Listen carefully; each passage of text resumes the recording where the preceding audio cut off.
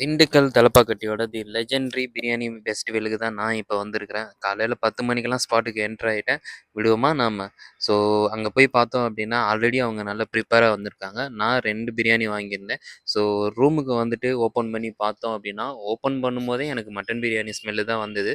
So mutton biryani ஸ் ஃப்ளேவரில எனக்கு வந்து சிக்கன் பிரியாணி குடுத்துருக்காங்க. குவான்டிட்டி வைஸ் ரொம்பவே கம்மியா தான் இருந்தது. ஓப்பன் பண்ணி பார்த்தா உங்களுக்கே தெரியும். But okay. இவ்வளோ நாள் யூசுவலா நான் சென்னையில வந்து சீரக சம்பா பிரியாணி நான் சாப்பிடவே மாட்டேன். ஏன் அப்டின்னா, அந்த ரைஸ் வந்து ரொம்பவே பெருசு பெருசா இருக்கும். ஸோ இந்த தடவ தலப்பாக்கட்டில அந்த கம்ப்ளைண்ட் இல்ல. ஸோ சின்னதாவே இருந்தது. திண்டுக்கல் பிரியாணியோட ஸ்ட்ரக்சர், அரோமா, ஃப்ளேவர் எல்லாமே ஆல்மோஸ்ட் ட்ரை பண்ணியிருந்தாங்க. பட் அந்த அளவுக்கு அவங்களால கொண்டு வர முடியல அப்டின்னாலும், மேபி சிக்கன் அப்டின்றனால அந்த அளவுக்கு இருந்துச்சா என்னன்னு தெரியல.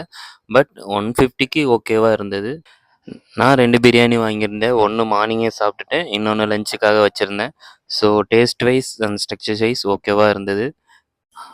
ஸோ பாக்ஸ்ல இருந்து பிளேட்டுக்கு எல்லாத்தையும் மாத்திட்டு நான் சாப்பிட ஆரம்பிச்சிட்டேன்.